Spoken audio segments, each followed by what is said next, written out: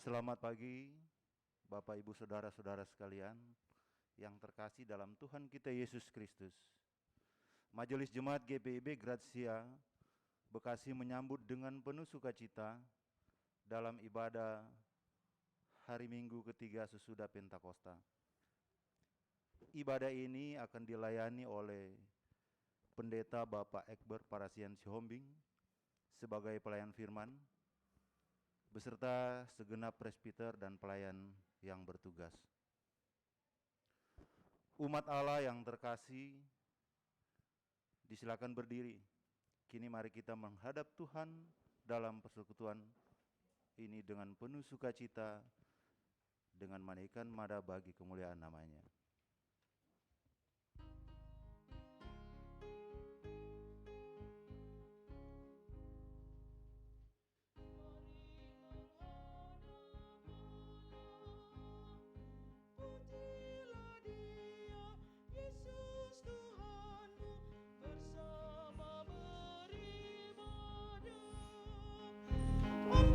Suaramu nyanyi gembira, kita semua jadi satu di dalam karena kasih-Nya. Tiada lagi perbedaan, sebagai anak-anak-Nya. Mari berpadu suara, nyanyikan haleluya.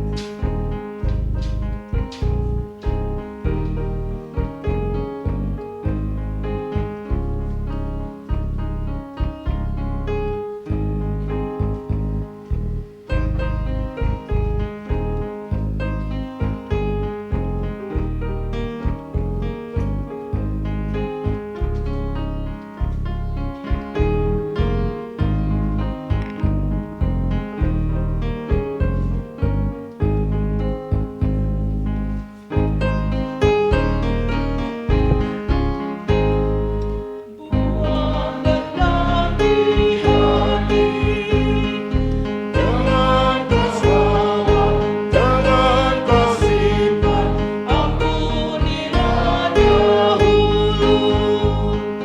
Jika di hati ada amarah, isi hatimu Tuhan tahu. Janganlah kau sembunyikan, agar kau dapat beribadah. Jangan jalan takut, mari berpadu suara, nyanyikan haleluya. Sidang imat, kita tahbiskan ibadah kita siang ini. Pertolongan kita adalah dalam nama Tuhan yang menjadikan langit dan bumi. Amin.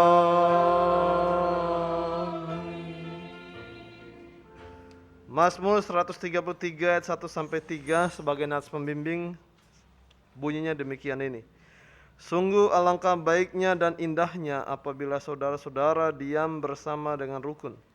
Seperti minyak yang baik di atas kepala meleleh ke janggut, yang meleleh ke janggut Harun dan ke leher jubahnya.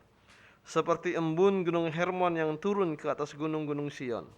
Sebab kesanalah Tuhan memerintahkan berkat kehidupan untuk selama-lamanya. Terimalah salam kasih karunia Yesus Kristus Tuhan kita menyertai kamu sekalian.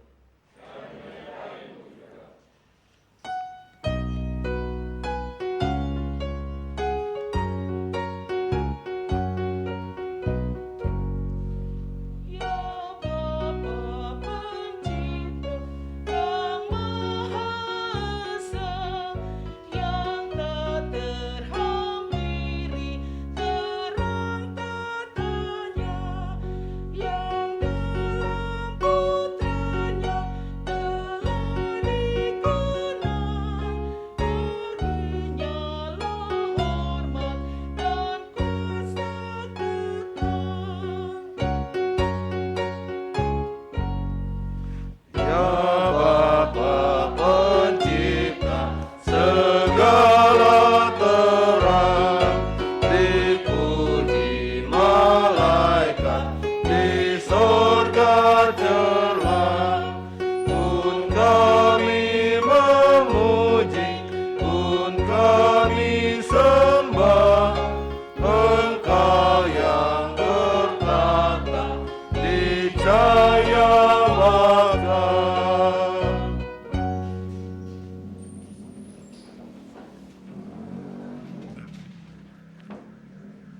Jemaat Tuhan, mari mengaku dosa kita kepada Allah.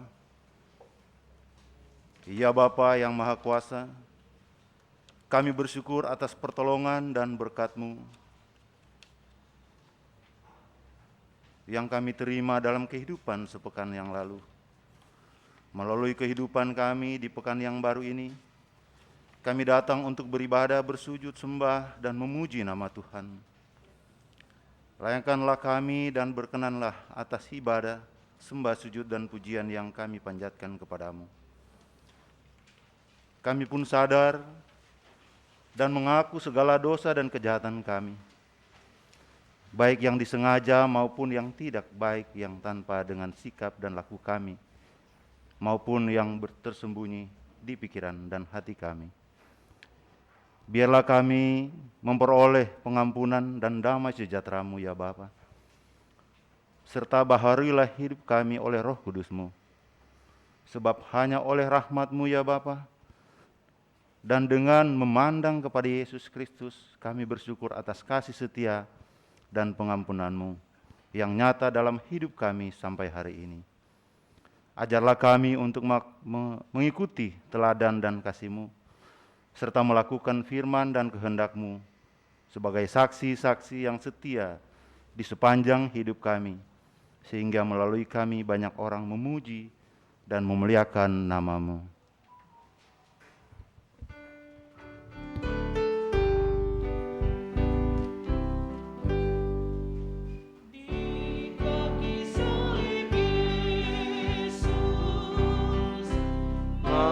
Datang dan mengaku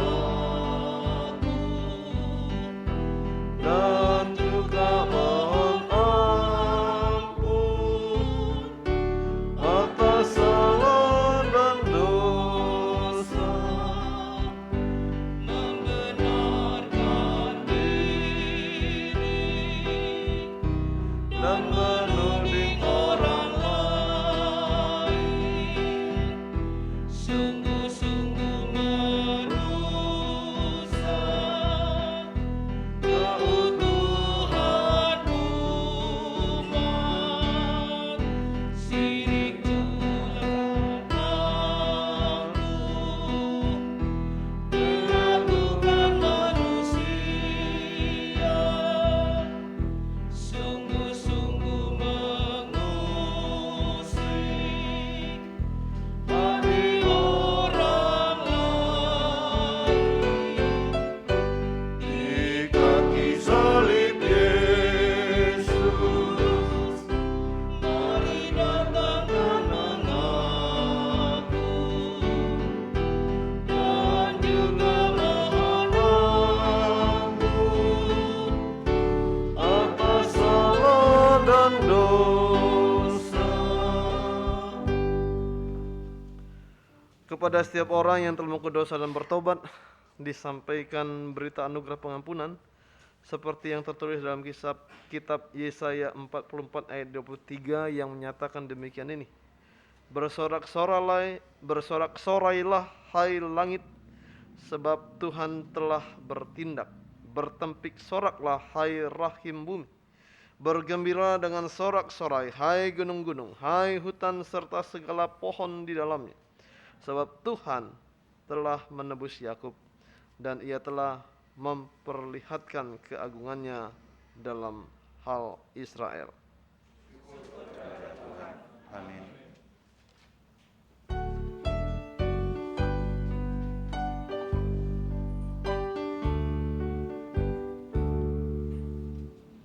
meski tak layak diriku, tetapi karena darah-Mu dan berlaku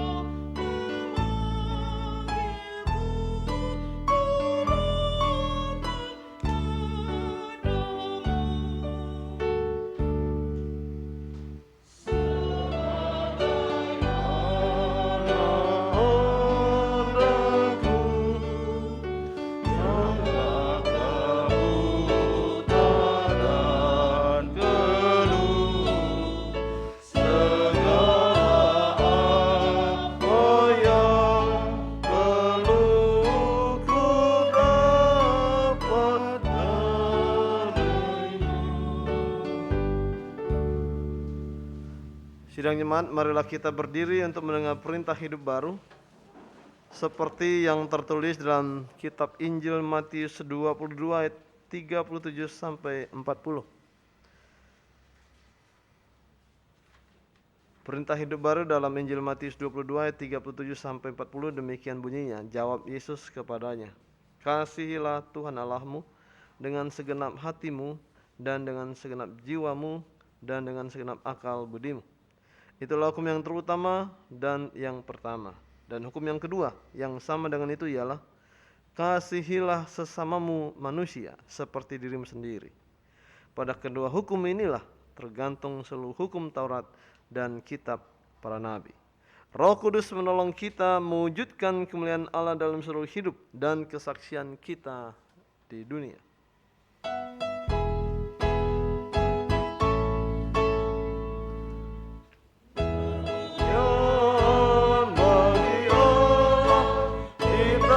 Yang maha tinggi dan damai sejahtera di bumi di antara manusia yang berkenan kepadanya. Tuhan Allah Raja surga, Allah Bapa Maha Kuasa, Engkaulah yang layak kami puji, menyembah sambil bersyukur demi kemuliaan-Mu.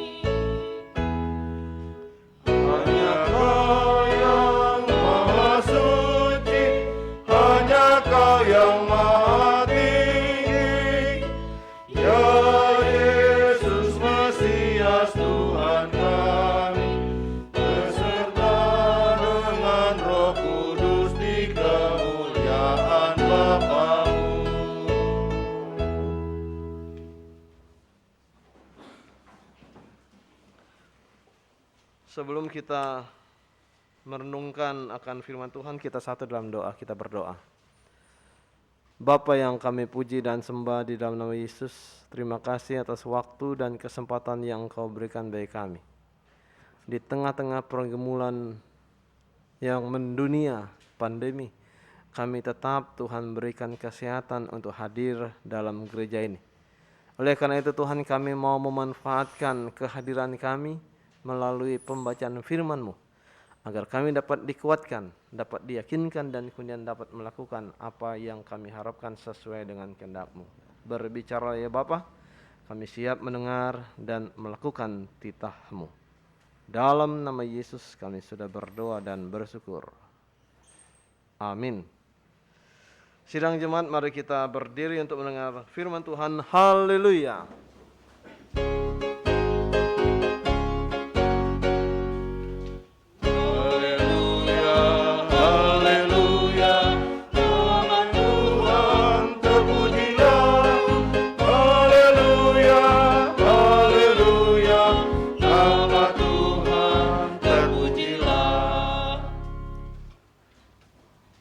Bacaan kita pada hari ini terambil dari kitab Yesaya 56 ayat 1 sampai 8 yang menyatakan demikian. Beginilah firman Tuhan, taatilah hukum dan tegakkanlah keadilan, sebab sebentar lagi akan datang keselamatan yang daripadaku, dan keadilanku akan dinyatakan. Berbahagialah orang yang melakukannya dan anak manusia yang berpegang kepadanya, yang memelihara hari Sabat dan tidak menajiskannya, dan yang menahan diri dari setiap perbuatan jahat. Janganlah orang asing yang mengabungkan diri kepada Tuhan berkata, "Sudah tentu Tuhan hendak memisahkan aku daripada umat-Nya." Dan janganlah orang kebiri berkata, "Sesungguhnya aku ini pohon yang kering. Sebab beginilah firman Tuhan kepada orang-orang kebiri yang memelihara hari Sabatku dan yang memilih apa yang ku kehendaki dan yang berpegang kepada perjanjianku. Kepada mereka akan kuberikan dalam rumahku dan di lingkungan tembok-tembok kediamanku suatu tanda peringatan, dan nama itu lebih baik daripada anak lelaki dan perempuan. Suatu nama abadi yang tidak akan lenyap akan kuberikan kepada mereka. Dan orang-orang asing yang menggabungkan diri kepada Tuhan untuk melayani Dia, untuk mengasihi nama Tuhan dan untuk menjadi hamba-hambanya. Semuanya yang memelihara hari Sabat dan tidak menajiskannya, dan yang berpegang kepada perjanjianku. Mereka akan kubawa ke gunungku yang kudus, dan akan kuberi kesukaan di rumah doaku. Aku akan berkenan kepada korban-korban bakaran dan korban-korban sembelian mereka yang dipersembahkan di atas mezbahku. Sebab rumahku akan disebut rumah doa bagi segala bangsa. Demikianlah firman Tuhan Allah yang menghimpun orang-orang Israel yang terbuang. Aku akan menghimpunkan orang kepadanya lagi sebagai tambahan kepada orang-orangnya yang telah terhimpun. Demikianlah bacaan Alkitab. Hendaklah firman-Nya diam dengan segala kekayaannya di antara kamu, dan ucaplah syukur kepada Allah.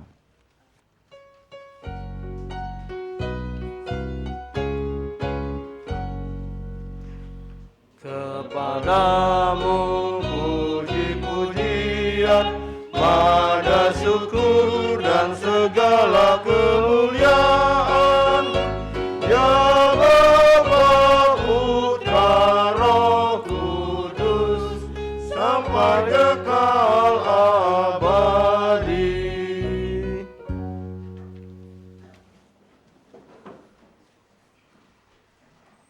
Selamat siang Bapak Ibu dan saudara-saudari. Semoga kita sehat selalu dan berkat Tuhan akan membuat kita selalu sehat menghadapi pandemi ini. Bapak Ibu dan saudara, teks yang baru kita baca tadi tidak bisa sebenarnya kalau kita baca hanya teks itu saja. Banyak hal sebenarnya yang harus kita baca supaya kita mengerti teks ini, dan itu sudah dicoba untuk memahaminya. Ada satu hal yang perlu kita pikirkan bersama-sama tentang judul atau maksud teks ini diungkapkan dalam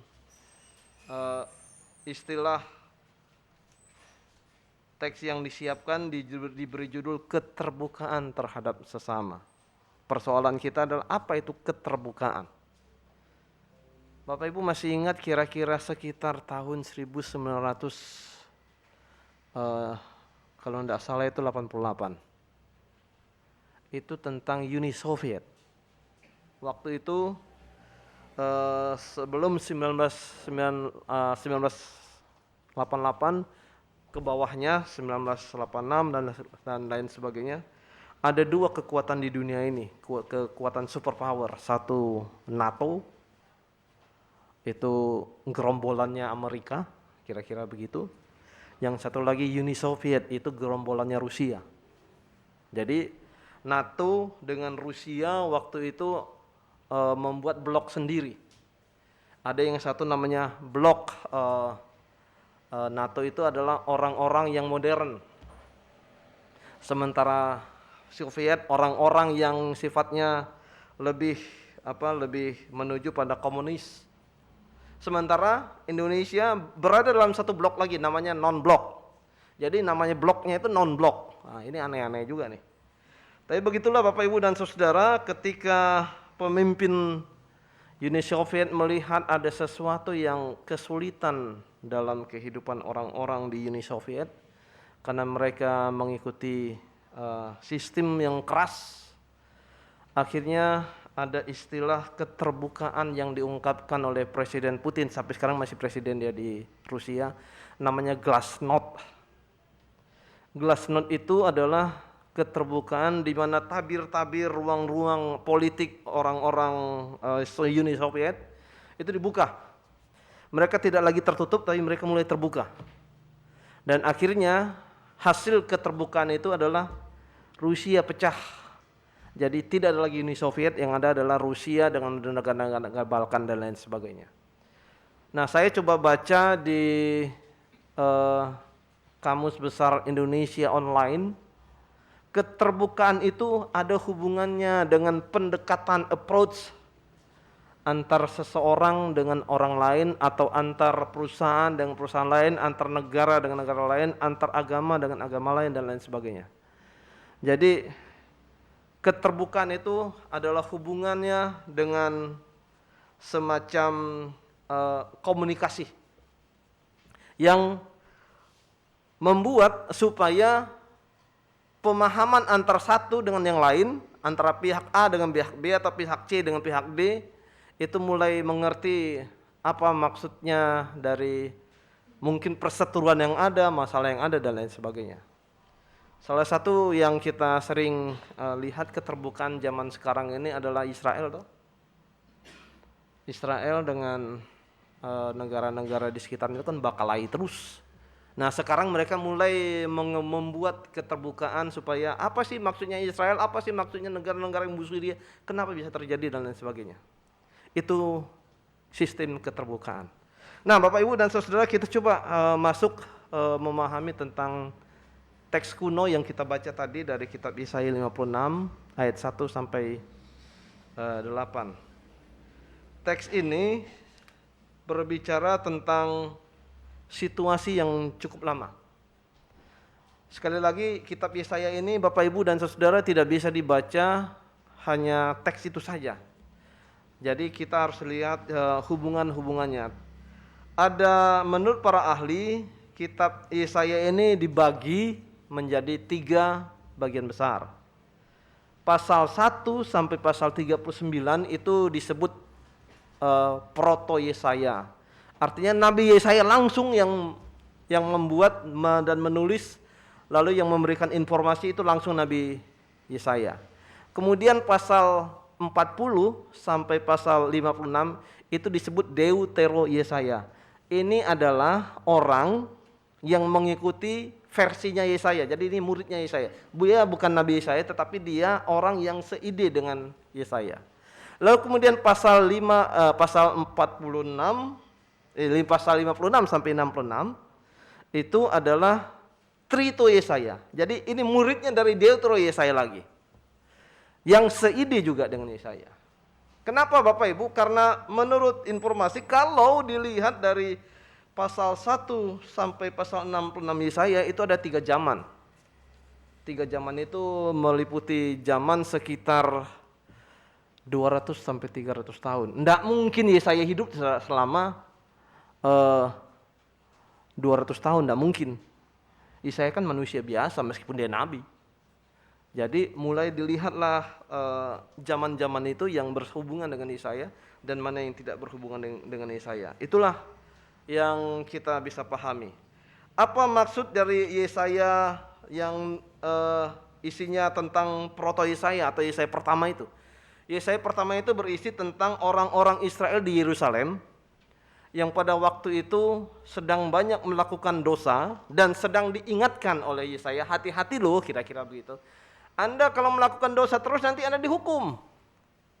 Tapi rupanya mereka tetap melakukan perbuatan dosa. Nah, kemudian Deutero Yesaya adalah murid dari Yesaya. Dia menginformasikan, ya inilah hukuman kita. Karena itu ceritanya Deutero Yesaya itu pasal 40 sampai 56 itu bercerita tentang orang-orang Israel yang berada di bawah penjajahan Babilonia. Mereka sudah dibuang. Nah, kemudian Trito Yesaya atau Yesaya 56 sampai 66 itu bercerita tentang orang-orang Israel yang sudah pulang dari pembuangan. Nah, sekarang kita masuk pada Yesaya 56. Berarti adalah kisah tentang orang-orang Israel yang sudah pulang dari pembuangan. Supaya kita bisa memahami ini yang dimaksud dengan kisah Yesaya yang perlu kita pahami. Bapak Ibu dan Saudara, bisa kita mengerti sekarang mengapa di situ disebut dalam bacaan ayat 1, beginilah firman Tuhan, taatilah hukum dan tegakkanlah keadilan dan lain sebagainya. Ayat 1. Ada apa Bapak Ibu? Selama mereka berada di Babilonia, mereka sudah ada 70 tahun dan mereka tidak kenal Tuhan. Anda bisa bayangkan bagaimana mereka bisa kenal Tuhan? Orang mereka dihukum, orang mereka disiksa, orang mereka dikebiri dan lain sebagainya. Mereka tidak tahu soal Tuhan. Jadi begitu mereka balik dari Babel ke Yerusalem, mereka sudah tidak tahu lagi siapa itu Tuhan. Mereka katakan, ya untung-untungan lah kalau kami balik ke Yerusalem, kami hidup. Nah begitu mereka balik ke Yerusalem, apa yang terjadi? Ternyata 70 tahun itu ketika Yerusalem hancur, masih juga dalam kondisi hancur. Apa enggak geram mereka kan? Waduh, sudah di 70 tahun di Babilonia, begitu balik sama juga rupanya. Jadi mereka mulai menyesal. Mereka mulai merasa, waduh, firman Tuhan ini yang menyatakan bahwa nanti kalau kami kembali ke Yerusalem setelah 70 tahun di Babel, nanti kami akan mendapatkan berkat Tuhan yang luar biasa. Ternyata enggak. Jadi mereka mulai ngedumel. Mereka mulai merasa, wah ini enggak benar ini. Nah disitulah datang lagi Deutero Yesaya mengatakan, Deutero Yesaya mengatakan, bukan begitu. Anda diselamatkan di sini dengan cara hidup harus baru. Jangan hidup cara lama. Wah, itu kan menjadi masalah juga. Mereka datang ke Yerusalem pada waktu itu, mereka harus punya hidup cara baru. Nah, apa yang hidup dengan cara baru itu? Cara mereka hidup yang lama adalah mereka memahami begini. Hanya bangsa Israel yang kudus. Tidak ada bangsa lain yang bisa kudus. Kalau orang lain mau kudus, mau diselamatkan, maka mereka harus menjadi orang Israel yang dinamakan proselyt. Proselyt itu adalah proses di mana orang yang bukan Israel asli menjadi orang Israel dengan cara-cara tertentu. Ya, ada caranya sendiri. Salah satu proselyt yang kita lihat siapa? Anak dari mantan presiden Amerika, Donald Trump. Dia proselyt. Kenapa? Dia menikah dengan orang Israel. Setelah pernikahan itu makanya Donald Trump langsung lakukan bahwa Tel Aviv tidak lagi menjadi ibu kota Israel tetapi Yerusalem itu yang beraninya si Donald Trump tuh. Nah, proselyt itu anaknya Donald Trump itu proselyt karena dia menikah dengan orang Israel dan prosesnya itu semua itu tidak mudah rupanya. Ada sekitar 6 tahun sampai 1 tahun. Jadi proses menjadi orang Israel. Nah, menurut mereka ya itulah yang terbaik. Nah, tetapi berdasarkan Yesaya ini tidak begitu rupanya. Kitab Yesaya ini justru mau mengatakan Allah akan memberikan yang terbaik untuk orang-orang yang bukan Israel. Apa yang dikatakan oleh Allah di situ? Kita coba perhatikan ayatnya yang ke-6 ya. Kita bacain 6. Dan orang-orang asing yang menggabungkan diri kepada Tuhan untuk melayani Dia, untuk mengasihi nama Tuhan dan untuk menjadi hamba-hambanya, semua yang melihara hari Sabat dan tidak menajiskannya dan yang berpegang pada perjanjianku. Jadi orang-orang yang non-Israel, kalau dia melakukan ayat 6, maka akibatnya adalah ayat 7. Apa akibatnya? Akibatnya adalah mereka akan diberikan kegembiraan dalam rumah Tuhan. Nama mereka akan diingat secara abadi. Dan rumah Tuhan akan menjadi rumah untuk segala bangsa. Ini perubahan baru. Jadi Allah merubah dari sistem lama Israel yang ada dibuang di Babel itu, dirubah Allah dengan cara baru. Okelah, orang Israel sudah diperbaharui karena dia pulang dari Babel. Tetapi mereka harus cara hidup baru. Hidup baru adalah mereka harus bisa terbuka dengan orang lain. Orang lain, orang-orang yang ikut dalam orang Israel itu tidak perlu jadi proselyt lagi. Jadi mereka hanya ikut akan aturan-aturan yang sudah Allah tetapkan. Apa aturannya? Aturannya adalah mereka harus bisa dan memperhatikan hari Sabat. Lalu mereka harus setia dan mereka harus bisa menyenangkan hati Tuhan dalam sikap, perkataan, perbuatan, dan juga pola pikir. Pertanyaannya Bapak, Ibu, dan Saudara adalah, siapa itu yang disebut orang non-Israel? Orang non-Israel jelaslah adalah orang yang bukan lahir dari keturunan Israel, keturunan Abraham asli, bukan. Orang yang non-Israel adalah orang yang tidak tadinya yang berada di luar Israel, tidak percaya dengan Allahnya Israel. Siapa itu? Orang Kristen termasuk di dalamnya. Jadi kita adalah orang-orang yang non-Israel.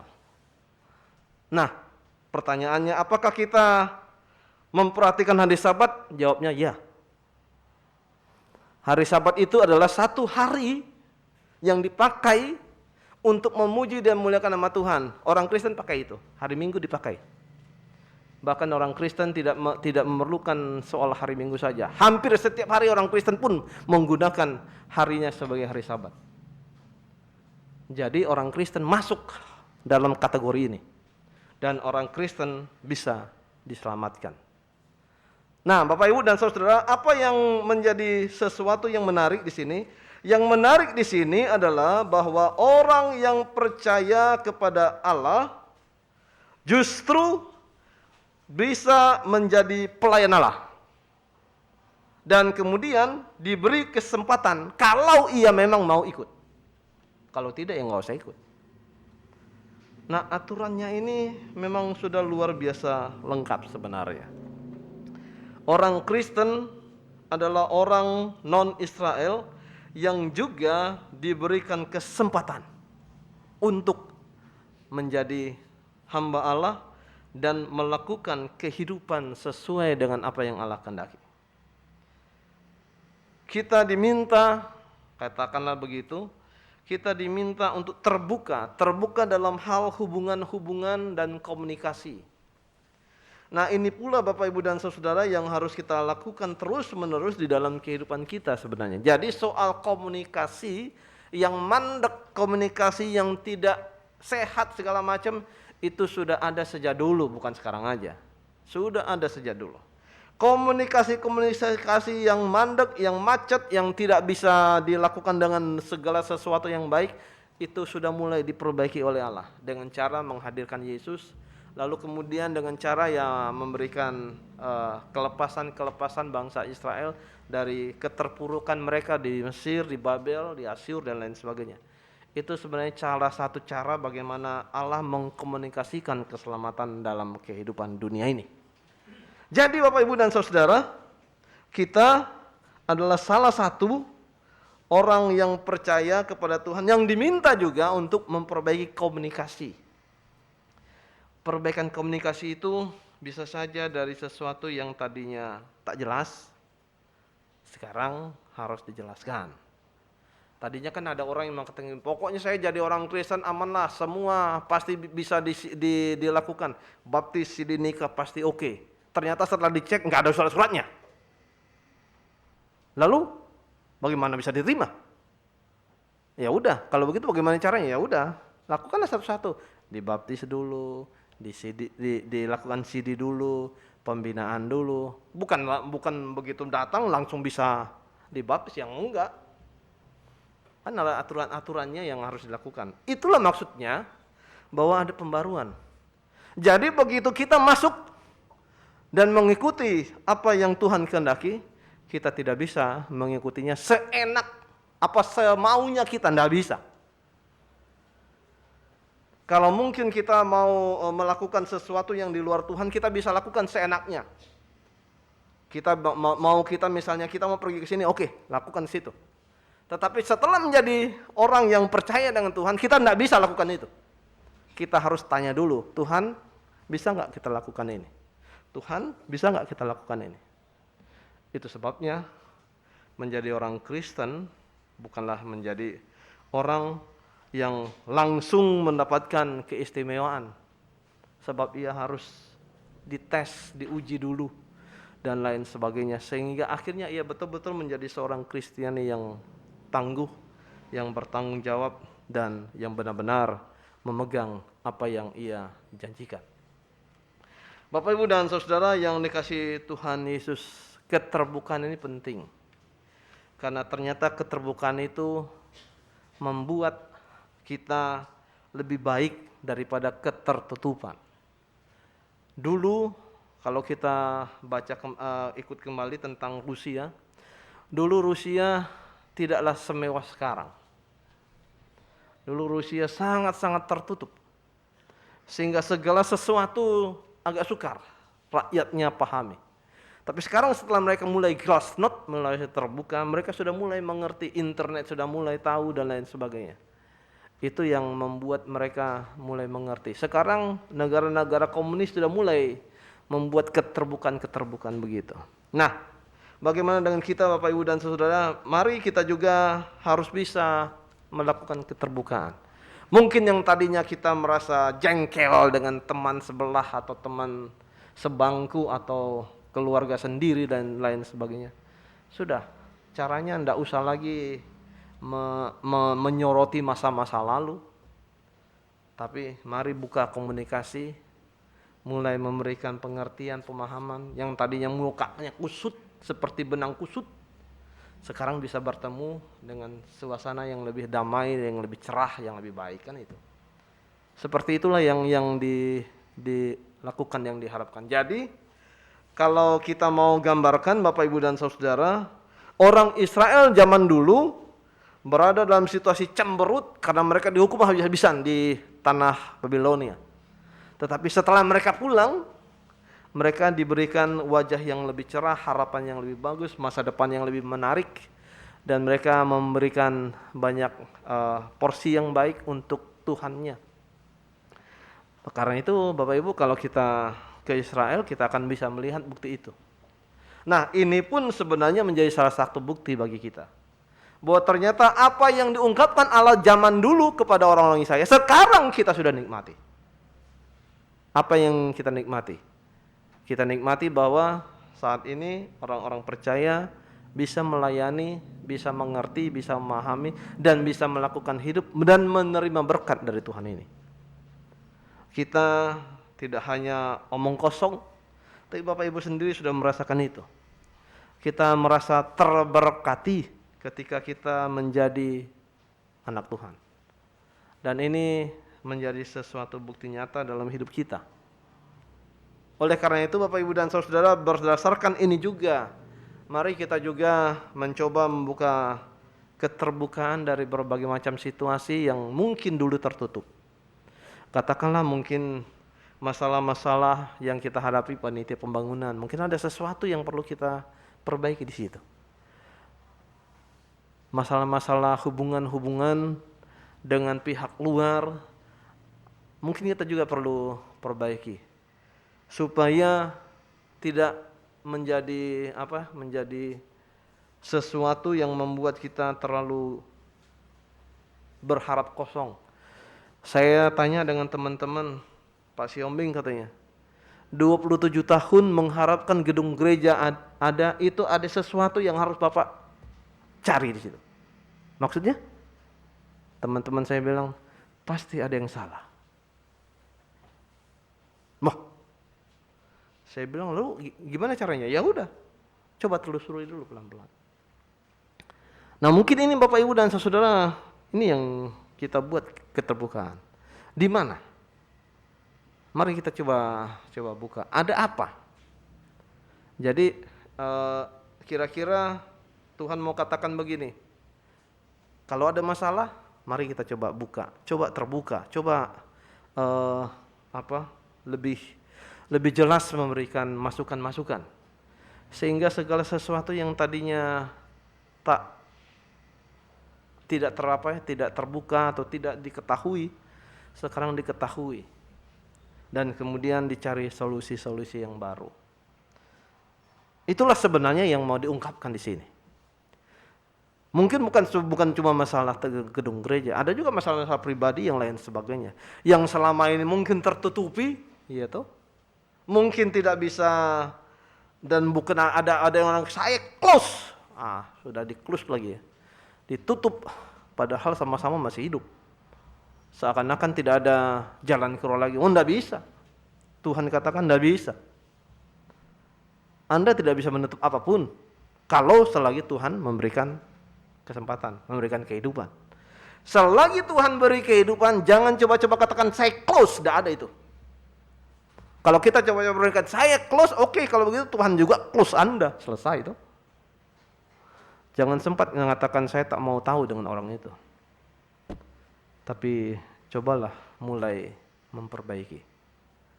Dengan sistem seperti ini, maka ada pembaruan. Orang Israel merasakan ada pembaruan. Sehingga mereka sekarang bisa mengenali bangsa lain, mereka bisa kerjasama dengan bangsa lain. Bahkan masih ingat almarhum Gus Dur pernah katakan, itu orang Israel mau ngomong-ngomongin kita loh, cuma kita aja yang keras kepala tuh nggak mau ngomong orang Israel tuh. Gus Dur sudah pernah ngomong almarhum itu. Mereka sangat antusias dengan Indonesia. Sayangnya ya kita entah malu-malu kucing, entah sombong dan lain sebagainya sehingga nggak jadi. Nah, ada sesuatu yang perlu dibuka dari gundul-gundul yang mungkin menjadi masalah-masalah itu sehingga ini menjadi sesuatu yang lebih baik bagi kita. Biarlah Bapak Ibu dan Saudara berdasarkan keterbukaan, berdasarkan kepercayaan, berdasarkan pengertian pemahaman yang baik.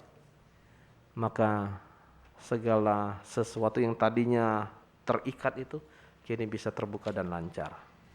Biar itu menjadi perhatian dan kita lakukan dalam hidup hari demi hari. Terpujilah Kristus. Amin.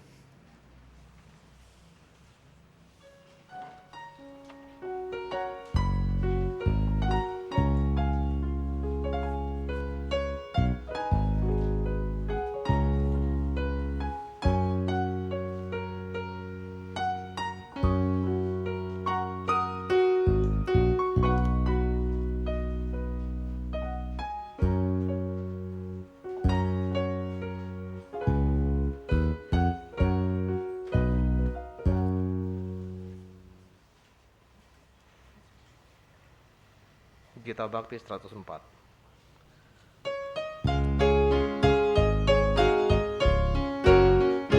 Janji Tuhan selalu digenapi. Ia utus Roh Kudus bagi kita, agar kita selalu dikuatkan, laksanakan amanah Tuhan Yesus. Mari kita bersaksi melayani, mewartakan berita keselamatan, agar dunia mengaku dan percaya Yesus Kristus Sang Juru Selamat dunia. Tuhan utus umatnya dalam dunia, jadi hamba yang patuh dan setia, bawa damai dan kasih yang sejati bagi orang yang dalam keresahan. Mari kita bersaksi dan melayani, mewartakan berita keselamatan, agar dunia mengaku dan percaya Yesus Kristus Sang Juru Selamat dunia. Sidang jemaat, mari kita sama-sama berdiri dan mengungkapkan pengakuan iman rasuli bersama-sama dengan orang percaya di seluruh dunia ini dengan sikap sempurna, mata terbuka, masing-masing kita berkata, aku percaya pada Allah, Bapa yang Maha Kuasa, Khalik langit dan bumi, dan pada Yesus Kristus, Anak yang tunggal Tuhan kita, yang dikandung daripada Roh Kudus, lahir dari anak dari Maria, yang menderita dari bawah pemerintahan Pontius Pilatus, disalibkan, mati dan dikuburkan, turun ke dalam kerajaan maut, pada hari yang ketiga bangkit pula dan rata mati, naik ke surga, duduk di sebelah kanan Allah, Bapa yang Maha Kuasa, dan akan datang dari sana untuk menghakimi orang yang hidup dan yang mati. Aku percaya pada Roh Kudus, gereja yang kudus dan am, persekutuan orang kudus, pengampunan dosa, kebangkitan daging, dan hidup yang kekal.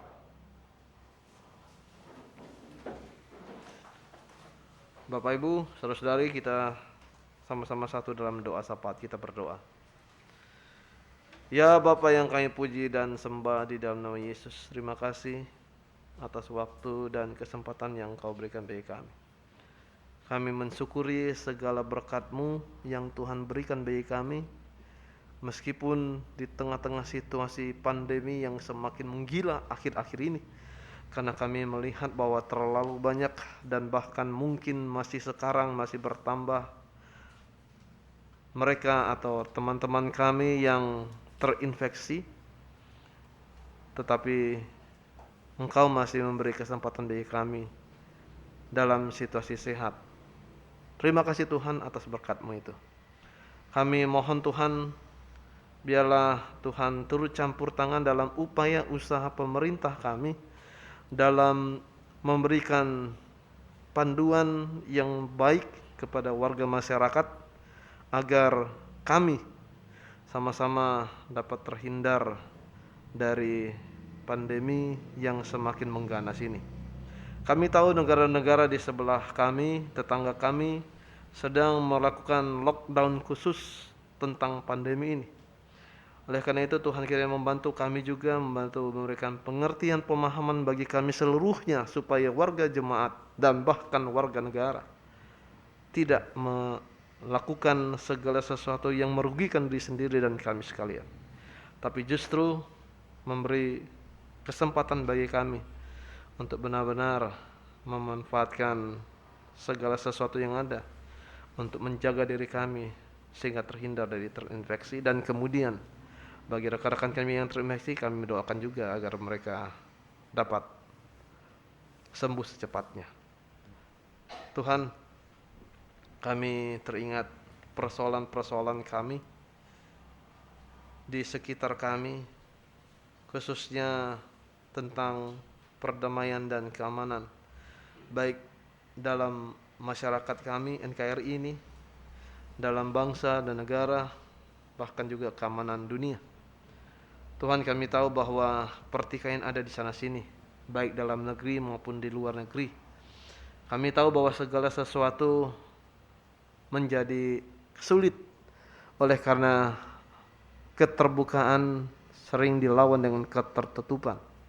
Dan ini pun yang menjadi masalah-masalah di dalam kehidupan kami akhir-akhir ini. Oleh karena itu Tuhan, bantu kami supaya sebagai pribadi, sebagai gereja, sebagai pemimpin, baik di lingkungan gereja, di lingkungan negara, kami sama-sama dapat terbuka, kami sama-sama dapat dengan lebih sejuk untuk melakukan kegiatan-kegiatan kami di sekitar pandemi ini, sehingga kami selalu dapat bekerja sama dan menghasilkan kesejahteraan semuanya. Tuhan, kami teringat akan keluarga-keluarga dalam jemaat kami yang dalam situasi sehat maupun yang dalam situasi bergumul dalam kesehatan dan segala sesuatu yang menjadi pergumulan masing-masing. Tuhan, tolong berkati kami, jauhkan kami dari berbagai macam situasi yang menyulitkan kami. Tapi jika hal itu sudah terjadi bagi kami, Tuhan, berikan kami jalan keluar, supaya kami dapat melihat apa yang harus kami lakukan dalam menindaklanjuti semua problematik yang ada dalam hidup kami, dan pelan-pelan kami dapat keluar sesuai dengan petunjuk-Mu. Kami teringat Tuhan bagi anak-anak kami, pemuda-pemudi yang saat ini sedang bergumul juga, baik mereka yang bergumul oleh karena mengalami tes untuk masuk sekolah baru yang di atas dari tingkat pendidikan yang sekarang. Tuhan menolong berkati supaya mereka semua akhirnya dapat meraih tempat atau pendidikan yang diharapkan. Kami tahu bahwa banyak beberapa warga jemaat kami yang saat ini sedang menunggu hasil tes, baik di universitas, di SMA, SMP, dan lain sebagainya. Tuhan, berkati mereka, biarlah hasil tes yang dilakukan itu justru memberikan kesejukan dan harapan. Bagi yang gagal, Tuhan kiranya menolong berkati supaya mereka juga tidak merasa frustrasi, tetapi mereka dapat mencari jalan baru yang baik sesuai dengan petunjuk-Mu. Bapa yang kami puji dan sembah, di dalam nama Yesus kami teringat juga bagi rekan-rekan kami, diaken penatua dan pendeta, pengurus kenampilkat, komisi, panitia-panitia, pegawai kantor, majelis jemaat, tim BPPJ, serta masyarakat di sekitar kami. Tuhan bantu kami supaya kami dapat melakukan koordinasi dengan baik, baik dalam intern maupun ekstern, sehingga dalam kebersamaan kami semua menerapkan apa yang Tuhan kehendaki bagi kami. Kami tahu di di sana sini kami mendapatkan banyak hal yang perlu kami perbaiki dan juga kesalahan. Biarlah itu juga dapat kami lakukan dengan secepat mungkin, sehingga apa yang menjadi kehendak-Mu seperti firman-Mu dapat juga kami lakukan di tengah-tengah kehidupan dan pelayanan kami. Kami teringat Tuhan akan para lansia, janda, duda, anak yatim piatu di tengah-tengah kehidupan mereka. Kami tahu ini tentu dalam situasi-situasi yang memerlukan bantuan, oleh karena sangat-sangat membantu dalam kehidupan masing-masing. Tuhan, berikan ketenangan, berikan kekuatan, berikan kepastian, keyakinan bagi para lansia, janda, duda, dan anak yatim piatu ini, sehingga mereka tetap berada percaya pada Tuhan, dan mereka selalu juga mau melakukan apa yang Tuhan kehendaki dalam hidup.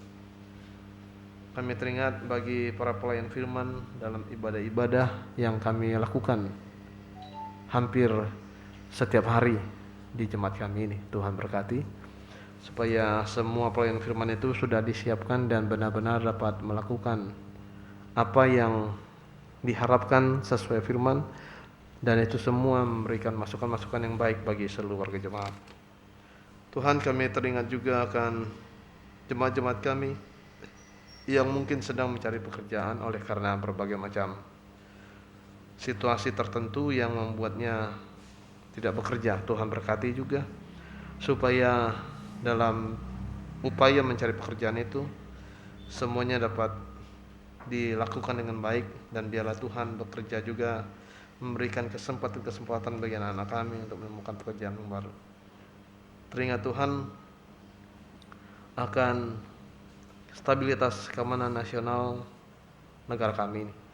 Tuhan berkati supaya segala sesuatu yang sedang disiapkan kiranya berkenan bagi nama Tuhan, sehingga stabilitas keamanan nasional negara kami ini benar-benar bisa terjaga, dan itu benar-benar bisa diawasi dengan baik karena untuk kebersamaan kami.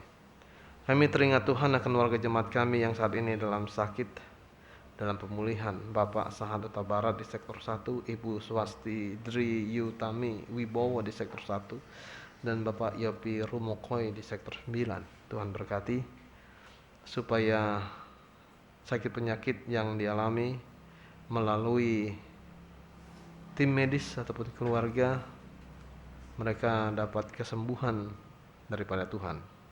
Kami tahu Tuhan, kesulitan kami adalah ketika kami banyak melakukan kesalahan sehingga sakit hadir di tengah-tengah hidup kami. Oleh karena itu Tuhan kiranya bantu supaya kesalahan-kesalahan seperti itu juga dapat diperbaiki pada waktunya, dan kemudian itu memberikan sukacita bagi kami dan keluarga. Tuhan, kami tak henti-hentinya mau mendoakan tentang panitia pembangunan gedung gereja kami. Kami mengerti bahwa sudah cukup lama ini menjadi perhatian kami. Tapi kami tahu bahwa hambatan-hambatan itu terjadi di mana-mana. Bukan cuma kami, Tapi ada 4 gereja GPIB yang sedang berupaya di sekitar Bekasi ini. Tapi ada gereja-gereja lain juga yang sedang berusaha sama dengan kami. Tuhan, bukan karena sama seperti itu maka kami menjadi biasa-biasa saja. Tapi kami mohon hadirlah Tuhan supaya kami dapat menyelesaikannya dengan baik sesuai dengan kehendak-Mu. Kami tahu Tuhan bahwa banyak hal yang harus kami perbaiki, banyak hal yang harus kami komunikasikan sehingga semuanya bisa menjadi jalan lebih lancar. Tapi Tuhan, kami sebagai manusia kami tidak tahu apa-apa. Oleh karena itu Tuhanlah yang hadir, Tuhanlah yang juga membantu kami, Tuhanlah yang membantu panitia kami, majelis jemaat dan warga jemaat ini untuk mencari hal-hal yang memang lebih baik. Dan semuanya kami serahkan kepadamu karena kami tahu Engkau akan memberikan yang terbaik bagi kami pada waktunya. Terima kasih Bapa atas semuanya ini. Bagi kami yang ikut dalam ibadah di gereja ini ataupun yang mengikuti melalui daring, Tuhan berkati juga supaya kami semua selalu percaya pada Tuhan di tengah-tengah kehidupan ini. Kami dapat selalu belajar dari firman-Mu untuk kami terapkan dalam hidup kami masing-masing. Dan berkat-Mu itu selalu memimpin kami sehingga kami tidak salah melangkah dalam hidup. Terima kasih Bapa, hanya di dalam nama Tuhan Yesus yang telah mengajar kami berdoa bersama. Bapa kami di surga, dikuduskanlah nama, datanglah kerajaan, jadilah kehendak-Mu di bumi seperti surga. Berikanlah kami pada hari ini makan kami yang secukupnya, dan ampunilah kami akan segala kesalahan kami, seperti kami juga mengampuni orang bersalah kepada kami. Dan janganlah membawa kami ke dalam pencobaan, tetapi lepaskanlah kami daripada yang jahat.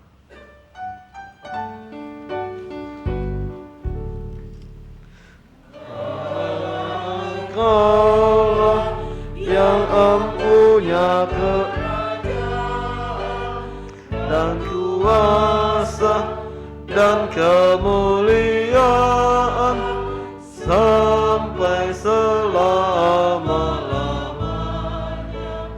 Amin.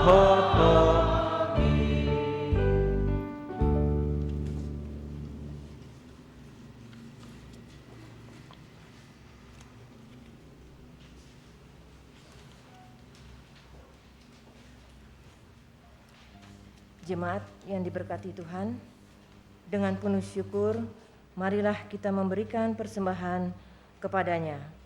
Pesan dalam Alkitab, Pengkhotbah 2 ayat 24 dan 25 menyatakan, tak ada yang lebih baik bagi manusia daripada makan dan minum dan bersenang-senang dalam jerih payahnya. Aku menyadari bahwa ini pun dari tangan Allah. Karena siapa dapat makan dan merasakan kenikmatan di luar Dia? Tuhan memberkati. Persembahan dapat dikumpulkan menggunakan amplop yang disediakan gereja atau amplop atau melalui barcode QRIS GPIB Gracia atau mentransfer ke rekening GPIB Jemaat Gracia Bekasi. Nomor rekening 1560040752999. Jemaat mari bernyanyi dari Kidung Gita Bakti 85 ayat 1 dan 2.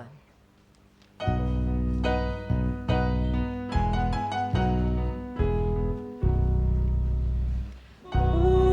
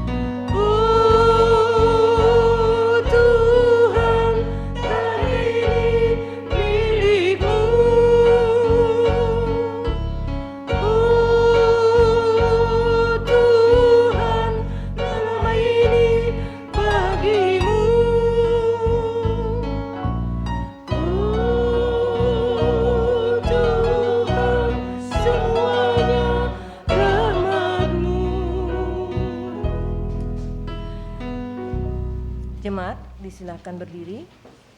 Mari menyerahkan persembahan kita dalam doa kepada Tuhan.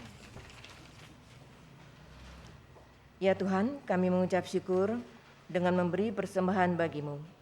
Ajarlah kami dan keluarga kami untuk senantiasa bersyukur, agar dalam keadaan senang maupun susah kami tidak terjebak dalam kekhawatiran, serta selalu mempersembahkan hidup bagi hormat dan kemuliaan namamu. Demi Kristus yang cinta kasih-Nya selalu kami rasakan. Amin. Dipersilakan duduk kembali.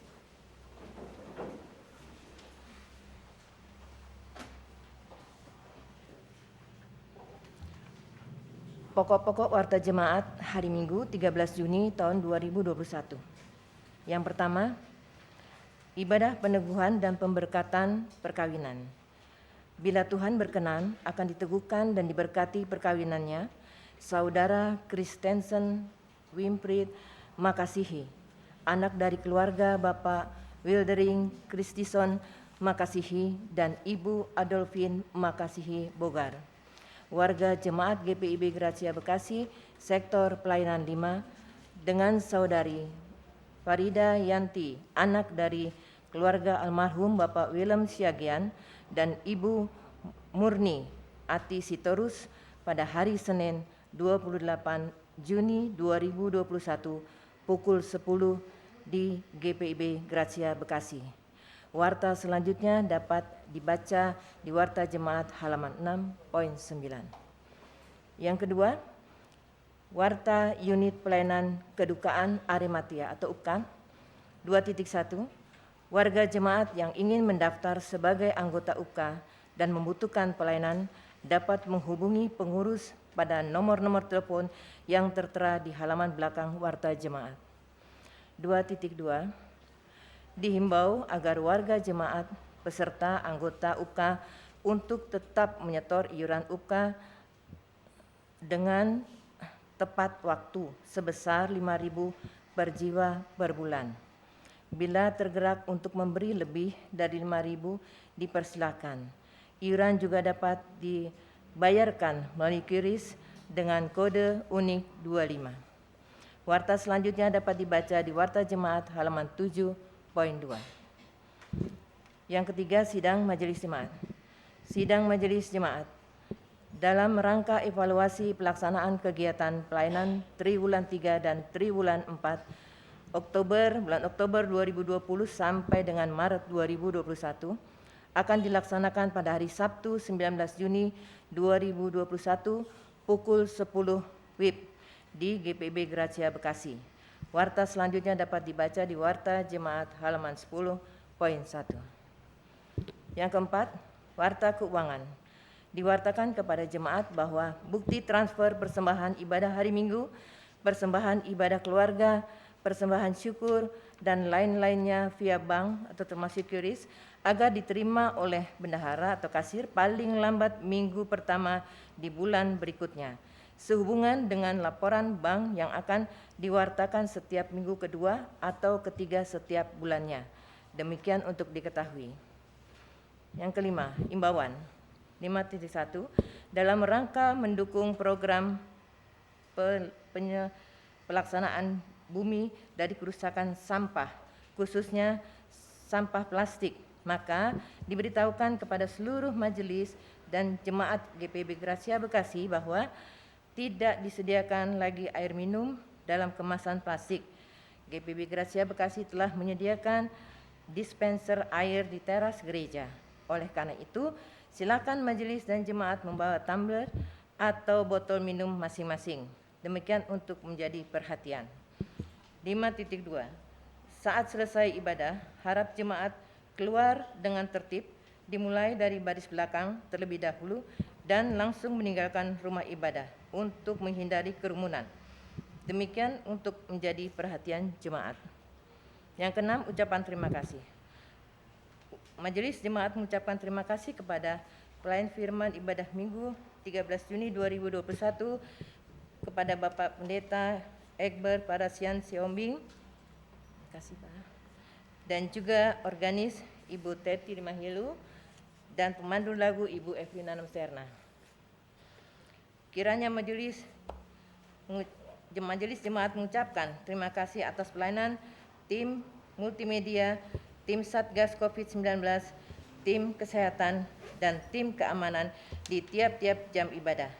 Juga atas kehadiran warga jemaat serta pemberian persembahan, syukur, dan persembahan-persembahan lainnya. Kiranya Tuhan memberkati hidup, keluarga, karya, dan pelayanan Bapak Ibu, saudara-saudari, jemaat, dan simpatisan. Selamat hari Minggu, Tuhan Yesus memberkati. Sidang jemaat, mari kita berdiri. Terimalah amanat putusan Tuhan, pulanglah dengan damai sejahtera, jadikanlah firman Tuhan pelita hidupmu yang bersinar dalam kegelapan dan pergumulan hidupmu sehari-hari.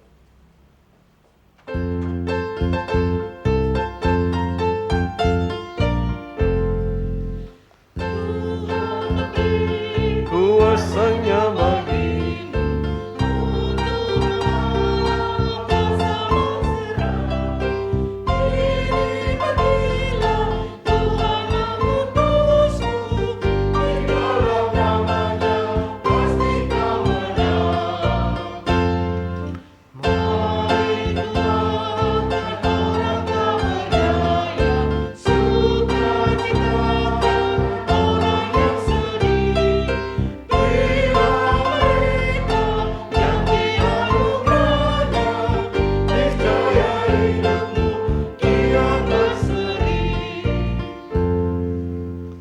Sidang iman, arahkanlah hati dan pikiran pada Tuhan serta terimalah berkat-Nya.